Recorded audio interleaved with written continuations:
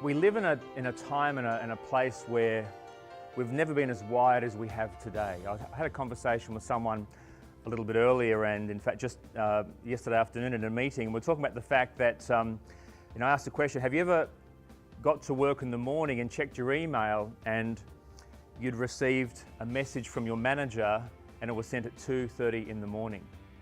Who's ever had that experience? Who's ever sent an email? Don't put your hand up. At 2:30 in the morning. One of the things I noticed in training courses is up until probably a year ago, I could ask people to switch off their phones at 8:30 or 9 o'clock in the morning and turn them back on at morning tea and lunch, and people would be pretty compliant. But I think as the days and the weeks and the months move on, more and more people are becoming addicted to have to be switched on all the time. Do you know people like that? Anyone here like that? So what sort of challenge, does that have on the way that we work? Needing to check everything, email and our phones and our text messages constantly. Yet the one thing we all have in common is the same amount of time.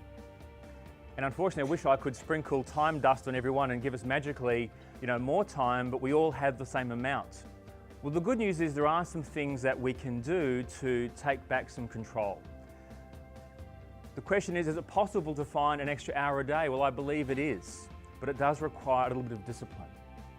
For me, I got to that point in my life where I got sick and tired of being sick and tired. And I used to make excuses as to why I couldn't get things done, why my projects were late, why I was late to meetings, why I failed to follow through. Until I looked around me and saw people who were really effective in managing their time. And I did something, which isn't all that inspirational, but I asked these people, can you share some of your ideas? What do you do differently? And what I found was that people who are really successful in managing their time did things differently to most people. And over the years, it's become a real area of passion for me, and I hope in the next 50 odd minutes or so to share some ideas and thoughts with you. And for lawyers, more than perhaps other professions, time really is money. And if you aren't a lawyer here, but you're a practitioner of some other type, then you're probably supporting someone whose time is definitely money. And so I can't give you any more physical time. We have to use what we've got. So the first thing is we have to stop making excuses that we don't have time.